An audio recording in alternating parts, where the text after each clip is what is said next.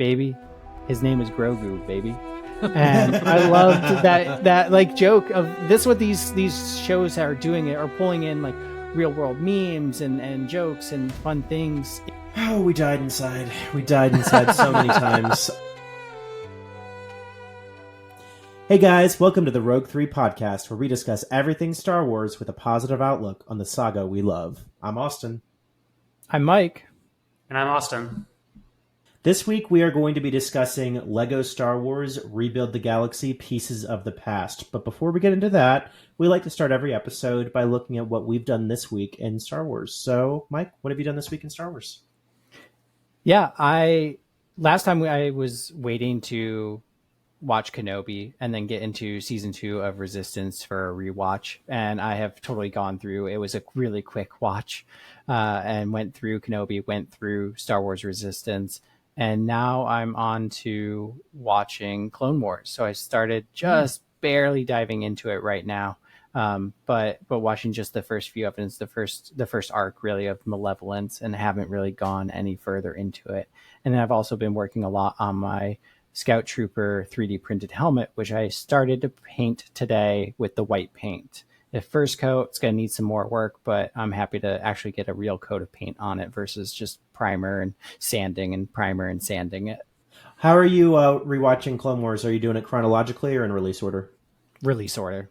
It's so much easier on Disney Plus to just do release order. If they had an option, maybe I would do chronological, but I don't think I need to do it that way. You know, I'm an ardent chronologist. It's too much. It's too much. Austin, what about you? What did you do this weekend? Biggest, most important thing was watching the LEGO Star Wars Build the Galaxy special. That's definitely been the big highlight. But the other little thing I have was went to the comic shop and picked up 7 Jedi Knights. It's been an interesting series. I haven't read it yet, but the issues 1 through 6 were pretty good. Nothing super stellar, but these are some of my favorite characters. It's been fun to revisit them in comic form after a long time. Fun.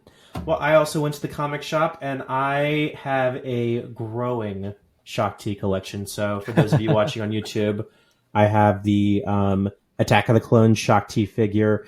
As a little boy, I had this signed by Orly Shoshin, who played the character in the movies. And for some reason, I thought, you know what I should do with this? I should open it. So I opened it, and the packaging was gone. So I decided to rebuy it. This time, no signature, unfortunately. I also continued to update my Star Wars trade paperback collection. So I got this new Mace Windu trade. And then, most excitingly, I read Aftermath, Empire's End. I actually just finished it up a couple of hours ago, and I loved it. I thought it was terrific. I think it's the best Aftermath book. One of the biggest things we did this week was watching for the first time LEGO Star Wars Rebuild the Galaxy Pieces of the Past. So let's dive right into it, guys. Do you guys remember what happened last season? It was not that long ago that we watched this. Yeah. First of all, if you haven't listened to it, go back and listen to our episode where you can get the in-depth recap of season 1. But just to keep it light and breezy, in season 1 there was 4 episodes, and we followed the story of Sig Griebling and his brother Dev. They went on a rural planet, and they found a Jedi temple where they removed a glowing brick that was the cornerstone of the galaxy. And from that, it reordered everything in the Star Wars galaxy, and everything got all mixed up. So we got to see a lot of fun things like Jar Jar being a Sith Lord, Princess Leia marrying Greedo instead of Han, a bunch of fun stuff like that. And at the end, Sig was able to save the day and get everything fixed, but the galaxy was not reordered. And so he had to learn to live in this new world where most notably his brother was now a Sith Lord. And that was not resolved at the end of the story. And so this special kind of picks up where that left off. We weren't sure really when this first one, the original Rebuild the Galaxy, dropped, and it was left really open-ended, kind of cliffhanger of Sig and Dev not resolving this relationship, not being like, oh, we're together and brothers, like we'll actually live that way. And it was kind of left open ended, and we weren't sure, are they going to do more with this? They haven't really done something like this before in this much depth. And so this was a fun follow up to know that this is hopefully going to continue, and they're going to keep building just this totally separate galaxy.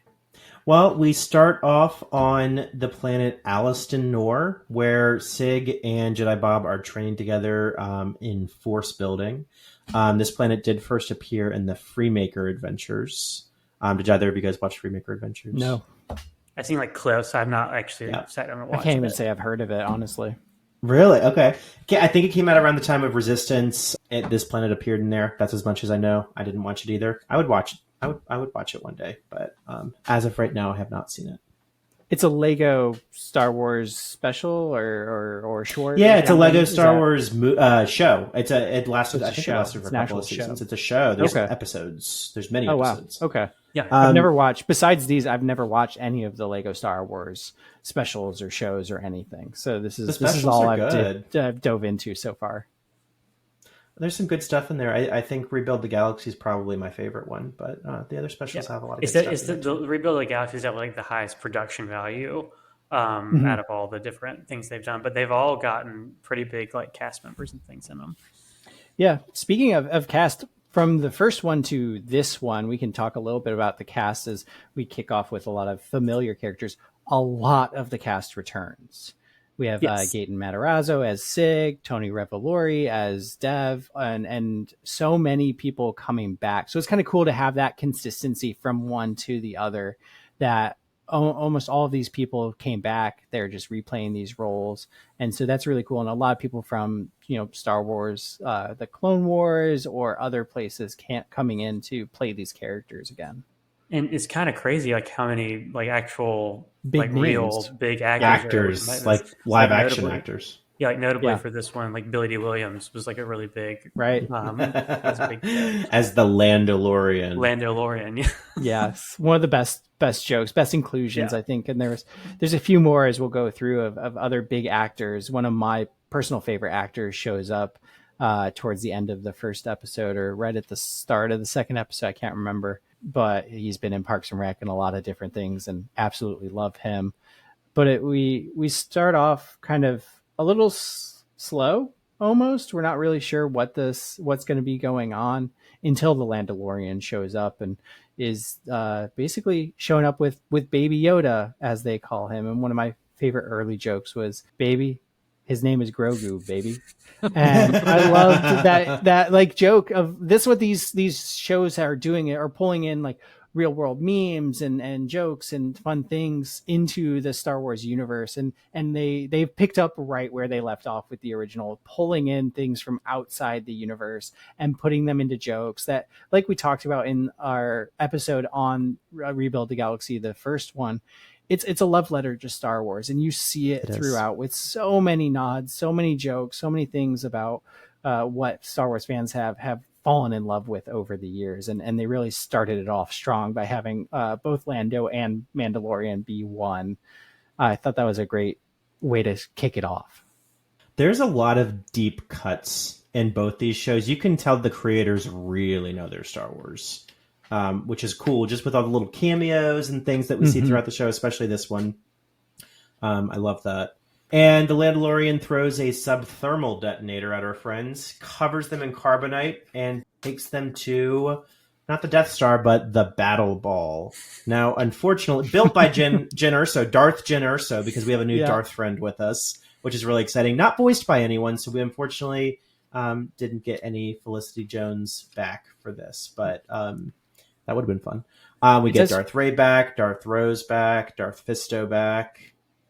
Darth Fisto was a highlight for me throughout this one. His sudden or almost turn and then not, and then maybe again was really fun.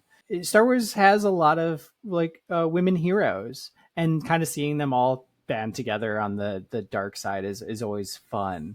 And we obviously have a character that you guys are, in love with, I would say, your favorite character, I think, in all of Star Wars, also becoming kind of a bad character later on. So I really love seeing them kind of be a team together, but for the wrong reasons.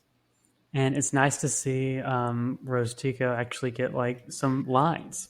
Yeah, She got some lines. That was exciting. and I love that it's Kelly Marie Tran, right? That she I comes know. back and she still plays this character. She still loves doing this. She wants to be a part of it still. With the amount of hate that she got, the amount of vitriol that was out there, I'm glad that it hasn't completely pushed her away. The same for Ahmed Best. We talked about in our first episode that he's there, and Darth Jar Jar does come back in this one later on. I love that they get a chance to revel in what they did in Star Wars. I hope we continue to see both of them, and I'm sure we will for years to come. This Death Star was quite special, though. For those of you outside the sphere of Lego news, they either are or have, I think it's October 1st, I don't know, releasing the new Lego Death Star. Now, I have many thoughts about this Lego set that fall outside the scope of this particular podcast. But one of my favorite sequences of the whole episode is where our heroes are running through the various rooms of the Lego Death Star. And it's even two-dimensional like the actual set is, which is really funny. It's the literal set. Like it's literally not, the set. It's the set. Yeah. And there's even a little microfighter, Dark Falcon, that comes in to rescue them at the end, which is really cute. It's nice to see an inclusion of like a microfighter. You can really tell, it's a different model than what they used for the regular Dark Falcon. So that was really cool as well. But Servo comes and saves the day.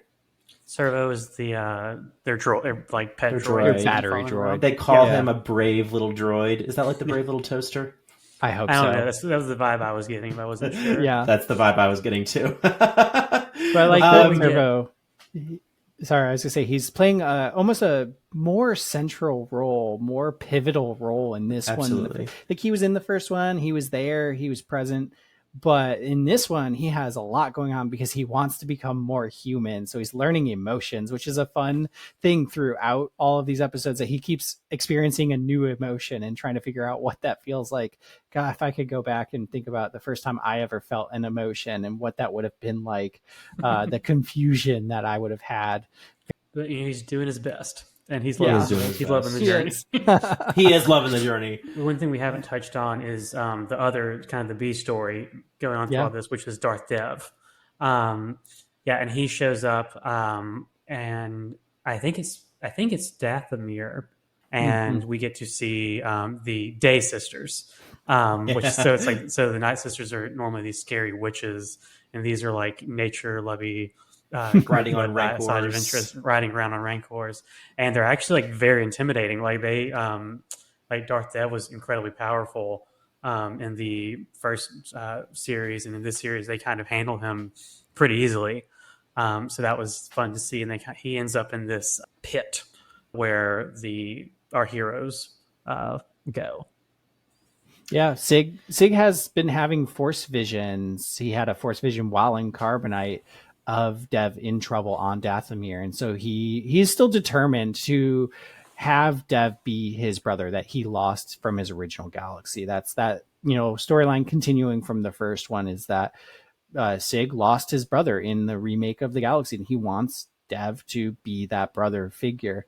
And so he very much in a Star Wars way, he feels the good in him and wants to try and save him, and so he tries to rescue him on Dathomir. But Jedi Bob is a bit of a stick in the mud in terms of whether Dev is worth saving or not.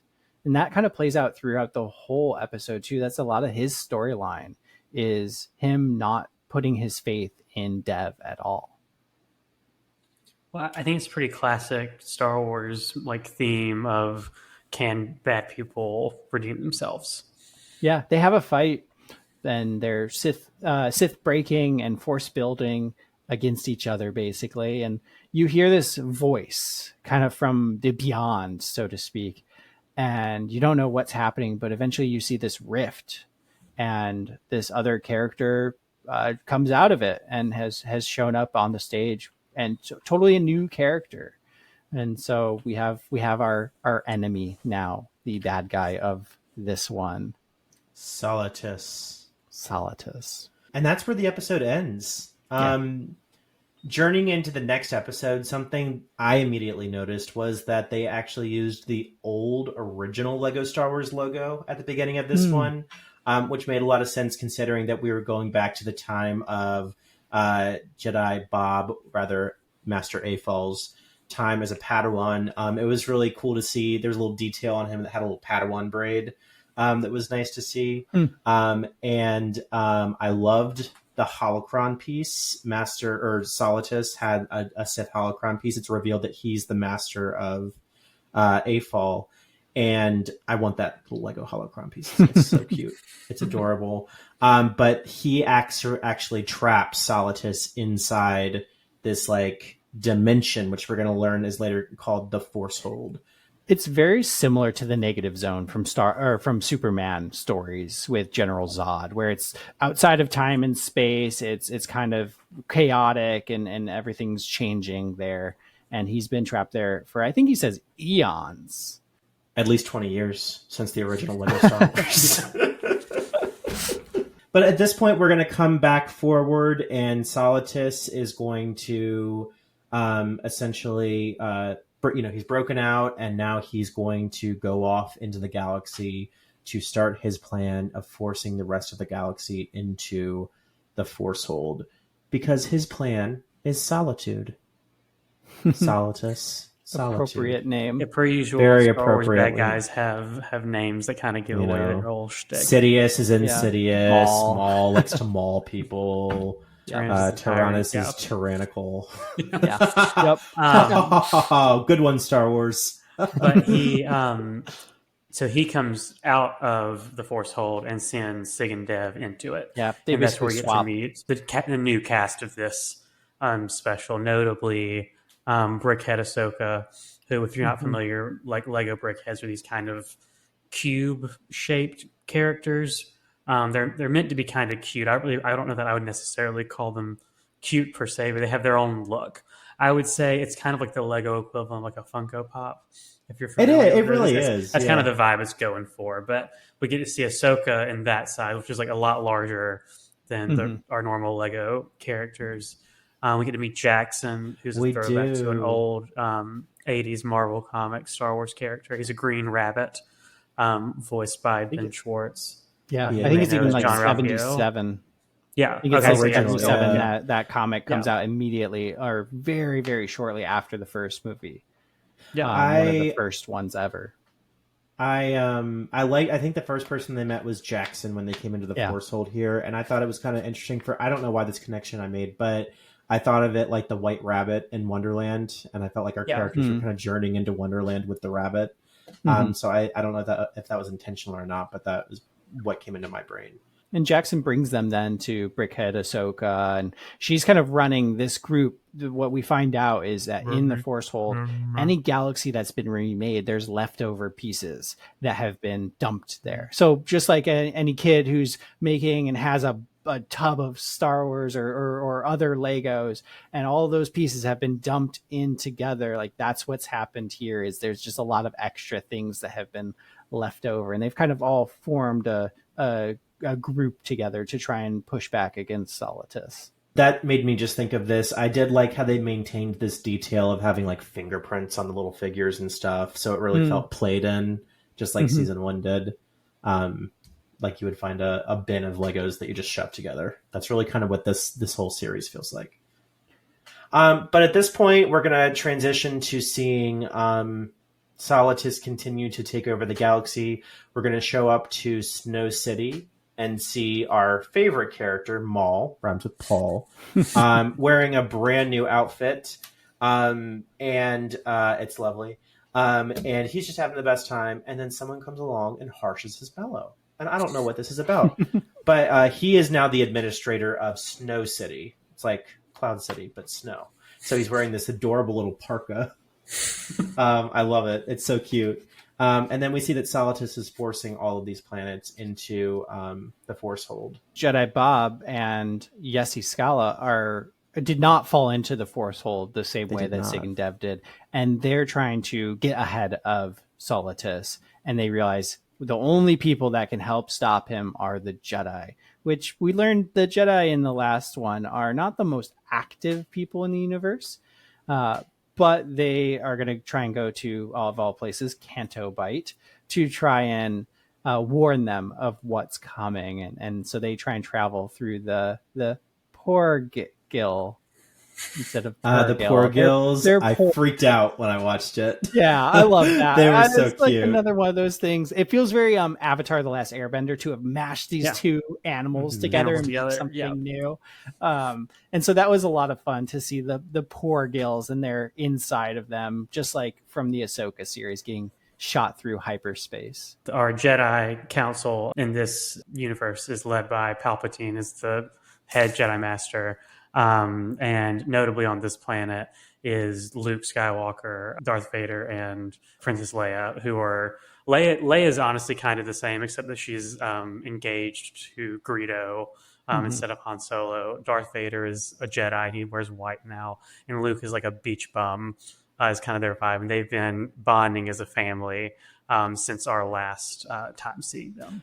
Interestingly, at the end of the last one, Han Solo just goes away. So no Han Solo in this whole special. He doesn't show up. Yeah. And I think then this is one of the few times they've done something like this without Han Solo. Yeah. right. When we get to Canto Bight, we see, the Jedi Council actually does want to act and they want to try and push back against Salatus, but they are no match for him. He's had many, many, many years to plot and learn and grow his power. And what I loved in this one is seeing the Sidious Palpatine Jedi actually stay to fight, because he used the stick in the mud from the first one where he wants no part of it, doesn't think it's worth it. He actually gives time for those three Skywalkers, Luke, Leia, and Vader, to escape. And so I like that change of him, that we see, okay, he's learned a little bit, he's grown a little bit, and he allows Vader, Luke, and Leia to actually be able to escape. Back in the Force Hold, there were several cameos in the Free Village that Ahsoka can be found in. Bib Fortuna, Maul is there now. One of my favorites, Cal Kestis, is there, voiced by Cameron Monaghan, who voices it in the game, which was awesome. Get him in live action. Get him in live action. Ben Solo was there. The Grand Inquisitor was there. Randomly, so pleased to see her. Enfys Nest was there, which was really cool. Fennec Shand was there. Mara Jade. Mara Jade. And deep cut there for a lot of people that, if you're a canon junkie, you have no idea who that is, but in Legends, that is Luke Skywalker's wife. Yes. So they really dove into Legends too for this. And Ahsoka essentially reveals to them this holocron of Darth Mundi talking, and this kind of explains where Salatus got all of his dark knowledge from. And we do learn that Dev and Sig are a dyad in the Force. Mm-hmm. Like Rey and Kylo. Like Rey and Kylo. And then we also see a couple of fun characters. We see Darth Revan and Darth Kenobi. I am a enormous Knights of the Republic fan, so I was so excited to see Revan. Austin and I were watching this together, and when Revan came on screen, he had a red lightsaber, and I was like, oh my gosh, that's so cool. But dang, it would have been really cool if they had his purple lightsaber too. Purple one? And then just minutes later, or seconds later, he turned on his purple one too, and I freaked out. It was so good. was very I love it. It was very exciting. Honestly, I feel like kind of wasted Obi-Wan in this. Like, I feel like Revan really stole the thunder. He did Like, steal yeah, the thunder. It's often it's like rare that Obi-Wan's kind of like overshadowed in a thing. Right. That's true. Yeah. We also learned, we have the giant Chewbacca, who is also a Lego set that you can buy. And we learned that he wears bandoliers because they're practical and they're stylish. Yeah. But they realized that Sig and Dev can work together. That's how Salatus was able to get himself out of the Force Hold, was using their power. And they realized, well, if that was how he got out, why can't we do that? And so they, again, kind of work together, try and figure out how can we escape. And they're able to make a rift just barely big enough for a few people to get out of, and including themselves. And so they're able to escape, but they leave a lot of people behind in the Force Hold. And then they try and make their way towards everyone else. But on the flip side, we have the Skywalkers, Jedi Bob and Yessi Scala, making their way to Naboo, the next place that Salatus is going to attack. And I'm sure you guys have a lot to say about this moment. Oh, we died inside. We died inside so many times. Like we an- knew like this a was night of coming fun. in a great way, in an amazing Like way. a night of fun. Yeah. In an amazing way. We knew this was coming, and we were wondering, when is it coming? We were so worried that Padme would just be a cameo in this show, and thankfully she was very heavily featured in the back 2 episodes of the show. So we do end up on Naboo, and we meet a gang of pirates, including C-3PO, who has decided to drop bounty hunting because pirating's more lucrative, as well as R2D2, who has a peg leg, which I thought was adorable. Which We saw we had Zam noted. Wessel, Phasma, Kyle Katarn was a pirate, and of course we're all led by the one and only pirate queen Padme Amidala. Who lives in a like hybrid between Jabba's sail barge and then like all the Naboo like royal palace. Yeah. So it's like The a Theed Palace dressed like Jabba's palace was so funny. Her actual minifigure was so cool. I want one of those minifigures so badly.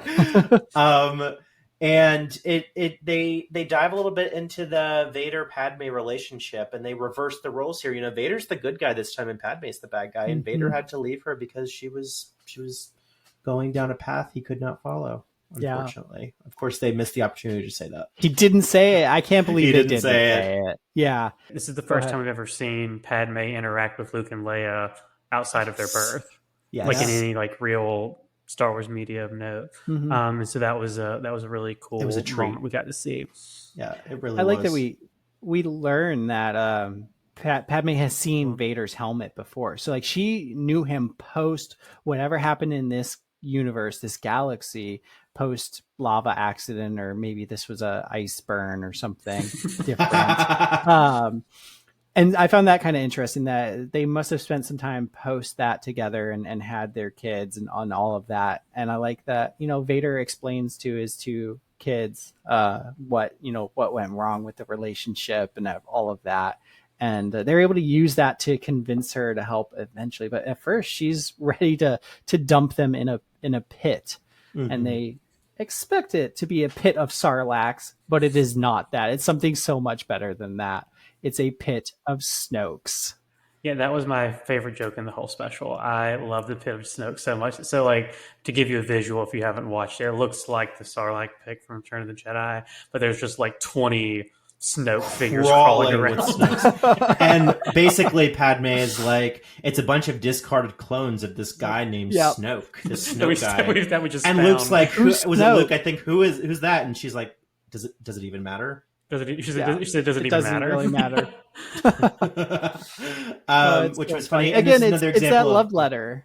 Yeah. It's that love letter of pulling in things from outside the universe and putting it in there as lighthearted jokes, poking fun at itself, like that kind of stuff. That is why these are so much fun for Star Wars fans, for people who are really deep into it or even surface level, and you're just aware of the cultural phenomenon that it is. Yep. Like, that's why these are so important. I think why these Lego specials really like hit it so well is that they're not afraid to make fun at things that people would consider missteps, people that would consider errors, but they don't shy away from that. And I think it's so important to continue doing that.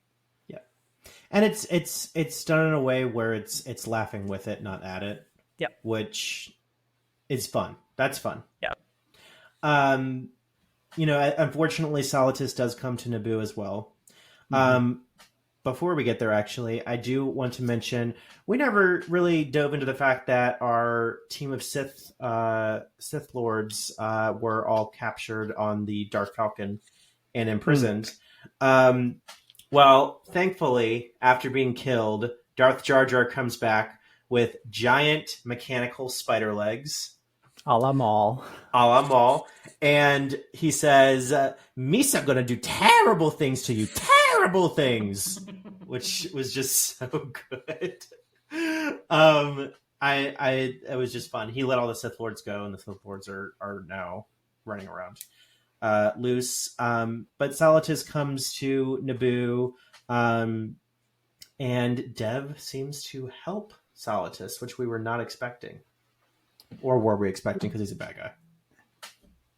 It's hard to know, because I was thinking he wasn't, but then he sees the opportunity to But we also still see, even after everything goes wrong, like the Sith Lords stop the Dark Falcon from being able to actually blow up their target and get rid of him, right? Like that doesn't happen. Well, we skipped ahead. We skipped a pretty crucial scene where Sig is trying to convince Jedi Bob to take on Dev as a student. Yeah. And he Jedi Bob's like, he's not trainable because he's bad. And Dev hears that, and I think that's what like prompts him. I think he was on the path to coming around because he saw what he and Sig were able to do together, and having Jedi Bob not believe in him made him more. It made it easier for Salatus to convert him. I think Jedi Bob has been really affected by his master, who went bad, and he had to send into the Force hold being back, right? Yeah. So that he's just, the bad people are bad people, and it's very fine line. And it's very much a la Luke in episode 8, right? Where Ben, he feels the darkness in him and he feels like he needs to act, and he can't fight those kind of base instincts that he feels. I was kind of thinking Jedi Bob is very much like the older Luke character, where he's seeing this person's bad and I have to do something or else it's going to go bad. But yeah, it ends up going terrible for all of our good guys. The pirate Queen Padme eventually tries to help them, and they try to work together, but their attack on Salatus is insufficient. And essentially everyone is sent into the Force hold, right? Mm-hmm. It's actually, Austin can tell you, got a little misty at the end here when Pirate Padme tells Leia everything's gonna be okay. Yeah. And I'm just like, she could never do this for Leia in the real Star Wars galaxy. And it just makes me so happy that she could be a mom for her there. That hit me for some reason. This little children's show. This children's show made me misty. The emotional moments in these specials, like they hit pretty hard. Like they're these are definitely like made for children. And I'm not gonna like overstate. They're like, I might say this is like a grand artistic masterpiece or anything, but like the emotional moments do hit, and they do have like good storytelling in them. Mm-hmm. They do. They're absolutely, even though their target audience is children, they are absolutely fun to watch as an adult. Yeah, absolutely. They hit on some like core universal themes of like brothership or family, right? Family's a very, very big one in this one. That whether you have a good relationship, bad relationship, whatever with your family, like you have a concept, an idea of what family is and what it means, and so you can identify with that. You can connect with it and understand those ideas. And that's one of the things that they do well, is they still have those core universal ideas in there somewhere. If you stripped this of all of the like humor and the jokes and everything, this could be thematically this could still be a good Star Wars movie. Yeah, right. Like this could be a regular Star Wars movie. Well, then the 4th episode opens with Salatus and Dev, and there's basically nothing there. It's just a little compound, it seems, and then kind of a little desert around it, but there's nothing else. And Salatus is kind of like, silence. So he gets his moment of solitude there. But for any good story, we know it's not going to last. No. And I like what's happening in the Force hold. They escape the Force hold. Basically, the Force has to flow through all of them, and they're able. What does he call it? Right, luminous beings. Right. Well, he calls them a myriad. A myriad. That's what he calls it. And he defines myriad for the children. Yeah. I thought that was really clever. And they all use the Force to flow through them to escape from the rift. And we're going to start our final battle on Alastin Nor. This piece really felt like Endgame to me. With everyone falling out of a portal, approaching our villain.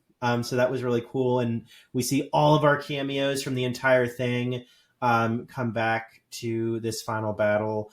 We never mentioned that K2SO was serving Salatus. I was about to say, K2SO. And I love his little joke that he says, like, did you know in one of the universes they make you into a good guy?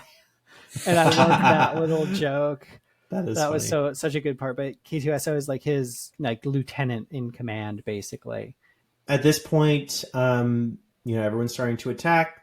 they the battle droids come out of nowhere, and our battle begins. It's very episode 2, isn't it? It is very Where episode there's 2. the battle droids coming out, and then at one point there are kind of essentially a stadium that rises up out of the ground and Yep. traps the Jedi in the middle, and there's battle droids all around them, and it's very much Battle of Geonosis. And I really kind of, again, like, that's a set that like you could have put together as a kid and been like, I Yep. want to recreate this. I'm going to have all my Jedi minifigs in there, and then I'm going to try and build just some kind of stadium. It's not going to look like the Petronaki Stadium at all. I'm just going to use whatever I have. And I thought that was a really cool nod. Again, like, this has been a played in world, a played in universe. When I was a kid and we played Lego Star Wars: A Complete Saga, whenever we like got unlocked a new character, we always played that level because I want to get in there, just like beat up as many people as possible, like, see what they can do. And so it very much it felt like that. We do see Neil, Yes. which was exciting. We That see was- the that was Bad a highlight. Batch as well in this arena, which was also Is Neil exciting. like our Rogue 3 Club Shido, basically? I Anywhere love Neil's going to show up, we're going to love. We Yeah. saw someone with a great I- shirt at Dragon Con. We saw him here. He's too Neil is precious the of a best boy. thing that's ever happened to me. Yeah. And if I don't see Neil again, I will die. So Skeleton Crew season 2, or else Austin will die. Come on. So we defeat the battle droids. K2SO turns into basically they all come together and turn into a giant K2SO Yeah. and some giant droidicas. And this is Brickhead Ahsoka's time to shine because she can jump right into the giant droidica, and it's like it's built for her. Mhm. And she helps to take out giant K2SO. Yeah, we also have the build and display Chewbacca also take part. We 'cause he's do. massive compared to everyone else. And then we also have Dev and Sig coming together again. Which is really, really sweet. And then Dev comes back to. Would you consider it coming back to the light? I think so. I was trying to, as I watched it, I was trying to know, like, he says that he did this because it was the only way. Solitus would have to think he was on his side to get close enough to make this work. And he does earlier, like, he protects Sig, and Solitus says, like, you're sparing him. It's like, yeah, I want to see him suffer. Ooh. So I'm not sure. I think it's meant to be ambiguous, but I was like, I want to believe that it was the plan, that Dev had this plan from the start of, like, I'm going to go on his side because that's the only way I can get out and push back against him in almost like a Sith way. Like, he might be my master, but I'm going to take him down. Yeah. Right. So I consider it coming back again to the good side as he started to trend that way earlier in this season. And then that leads to the defeat of Solitus. I keep wanting to say Darth Solitus, but I guess it's not really Darth. Not Solitus. technically a Darth or a Sith yeah. Lord or a Sith Breaker. A Sith Lord. A Sith Lord. What did you guys think about, like, the ending and where we left off? Because one of the things I'm wondering about is, like, where do we go from here? If we're going to get another one of these, where our characters are at and what would be next? Was the last one last year or was it 2 years ago? I think it was last year. It was So just a we could year get another- ago. Yeah. He was I- you know- 24. The reception on this one was very good, so it would not surprise me if I think it has 100% or something on Rotten Tomatoes. Yeah. I would not surprise me if we got more. I would love it. I have no clue. I couldn't even begin to guess, but it's really hard to guess what they're going to do with these because they can kind of just do whatever they want. It doesn't have to Right. really make any sense. Well, now, because the last one ended with Sig and Dev separated, but now they're together. So that was kind of Right. like the looming tension. Yeah. So I'm assuming they're going to, like, it would have to be some sort of, like, external threat that we've not Threat again. experienced yet. Yeah. That would, like, I don't know if someone's going Right. to try to, like redo the galaxy. Yeah. Like try to put it back in order. Like, I don't know what you would. That could be, like, an interesting, like, I plot was thread. gonna If somebody say- wants to, like, put it back. And it's like, do you go back to your old people or do you stay with, like, your new? Like, I think that could be, like, Yeah. interesting. The Concept. Sith Lords are still out there too as an option. They are. Yes. I think They're that's where we're like, gonna this go. would be a perfect time to attack, and then they're like, nah, not right now. like we're celebrating a win, and so they don't do that. But yeah, our two main characters are together. They're probably going to have some growing pains to be together, but Jedi Bob's going to train Dev actually in force building, which is a good turn for him to find some light in someone that he didn't earlier. But yeah, I hope we continue with this galaxy because it's a lot of fun. There's so many jokes, there's so many fun character nods and Easter eggs, and I need to go back and watch and like pause on screens where there's a bunch of background characters because some of the ones you guys caught I didn't catch, and so to see many like Easter eggs. what they look like and all of that. Like you said, Emphas Nest, and I was like I did not catch that at all, and No, she didn't so say anything. She's I'm just hopeful there. they'll do more. Yeah, I also think there's potential for like spin-off of this. Like you could do like shorts and stuff. I think it'd be pretty easy Yeah. to do like a short about like the Skywalker, like the four Skywalkers being together now, like going on for family vacation or something. Or, Skywalker like, Vacation. yeah, something like that. Or like the Sith crew, like getting up to like various like what was Jar Jar up to between last episode and this. But like I think there's a lot of like Jar Jar fun Shadow Lord. little things you could do that weren't like bringing the whole, like making a whole full like 4-part series, right? Again, if they wanted to. Yeah, very true. Yeah. How would you rate this compared to the first one? Because I think I liked the first one a little bit better, mostly because everything was fresh and new with all of these jokes and everything. So it felt like I was caught off guard more in that one with how funny it was going to be. But I thought this was such a good follow-up. It's very, very close in my mind. There's not much of a difference between them. This one takes the cake for me just because of Pirate Queen Padme. Yeah. It's got to win. Yeah, I think I agree with both of you if that makes sense. Yeah. Pirate Queen Padme is like she's kind of like the trump card. Like it's kind of hard to beat that. But Yeah. I think the first one was so special because I expected nothing of it.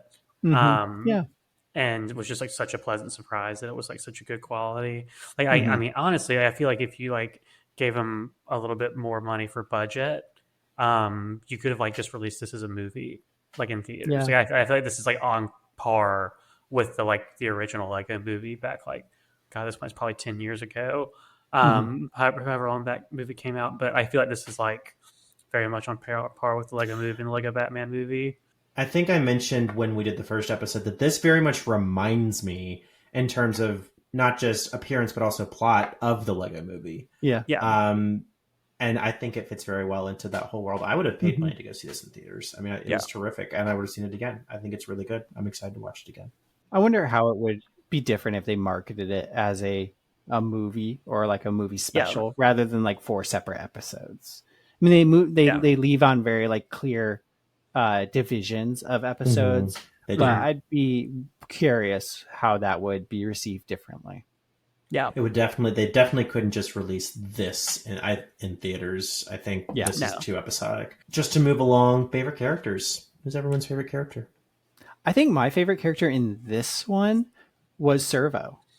Because of how much we talked about him early on, but we didn't then talk very much about him. But I love that he has a crush on a Viper droid. And we didn't talk about Viper. Those emotions and what that means. And he comes and just goes and blows up the battle ball, the Death Star version in this. And he does so much, and he's so funny throughout that I really thought for me, like, although everyone was really great, he was such a highlight that like I said about how I felt with the first one, where I got caught off guard with how funny and how good things were. He really caught me off guard of how funny he was in this one. I just loved every time he was on screen. It was making me giggle. It was making me laugh, and I want to just continue to see Servo in some more places. For me, I guess I'm like put like of the characters that are original to this, like the ones that actually have like arcs and things, and then like fun twist characters. Obviously, Pirate Queen Padme. We've talked about her like enough, but so to say someone different. Day Sister Ventress was cool. Like she didn't have like a huge part, but what she was there, she was like really badass, and I loved Ventress. So it was fun to see that. For the main cast, I'd probably go Sig. I think something I really appreciated was, a lot of times, particularly like children's media, characters like regress.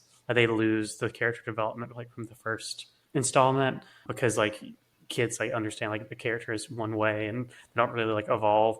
But like he maintained everything he learned from the first one, and was like a good person, and was like training hard to be a Jedi, but like was wanting to bring his brother in to like advance on this journey with him. And I think that was a really good story for him. Well, my favorite twisted character would be obviously Pirate Queen Padme. Also Maul. You guys know I love Maul. I loved him last time. I love him this time. Maul's great. He's so funny. I am going to pick the not really that funny, but really interesting Solitus as my favorite original character. I thought, I mean, that he would have fit in with some modifications really well just into Star Wars. Yeah. And so I would be very interested to see a character doing something similar to that in the main galaxy. I was very interested by his motivations, and his aesthetic was very cool. I actually didn't realize he was a Duro until about an hour ago. So I thought that was cool. I thought for like a fully original character, like that's hard to introduce a fully original character as the big bad in this from somewhere else. That's not a Dark Lord of the Sith, right? We've already seen those characters. Like having just another one of those come from somewhere would kind of be like, well, where was this person? Having them come out of this force hold and from Jedi, like having Jedi Bob have some character growth and everything. Yeah. I thought that was a really, really good inclusion to have him related to Jedi Bob. And Dan Stevens, his voice actor, nailed it. Yeah. While I was watching it with Austin, I was like, is that Ralph Fiennes? That's what I thought. It was not. And I was like, he's not doing this. He's not in this. Yeah. But Season he did 3. a terrific job. Dan Stevens voices the Beast in the live action Beauty and the Beast, and that voice felt very similar to me that he does here and there. So I thought he did a really, really terrific job. What was your guys' favorite jokes? Obviously, we did this in our previous episode of Rebuild the Galaxy of the jokes is one of the main things from these. So what stood out for you guys as your favorite jokes? It's got to be Pit of Smokes, and Padme just saying it doesn't really matter. It doesn't matter. Yeah, that's just so like good. such a good line. And I can't imagine by like Padme just icing on the cake. I can't imagine how they came up with that to be like Sarlacc, like some other creature, and then it's just Snoke, crawling around. Also, the fact that it wasn't like a big Snoke head. No, it was like a little tiny ones. Yeah. For me, it would have to be Maul. It's no fabulous. It's no fabulous. It's no fabulous. He's just having a good time. He's so fun. Yeah. He's so fun to watch. And I love Maul being the administrator of Snow City. I'm sure he's great at it. Yeah, Maul was a highlight for me. I'm glad that I wrote down a few because you guys, those were both of my top 2 easily. Those were so great. I had to pause when I was watching, write that down because they were so funny. But the other one that I'll mention is when Darth Revan shows up and they say, one of the characters like tries to talk to him or them, I'll say, because it's ambiguous. And there's no voice. There's no answer because in the video game, there is no voice. No, and so they just say, not much of a talker. And I love that because it was such a good, like, again, out of universe joke that like, okay, like this person, clearly has played the game and knows that's not, but it also is a great idea because if you have someone eventually play that character, it's not like, oh, that was a way different voice from what we've heard in something else. Even though like it's Lego Star Wars, it can change. It doesn't really matter that much. I like that idea. I think that's really, really clever to have that not be voiced. So it can be left open-ended of what does that character sound like if we ever see them in the canon universe.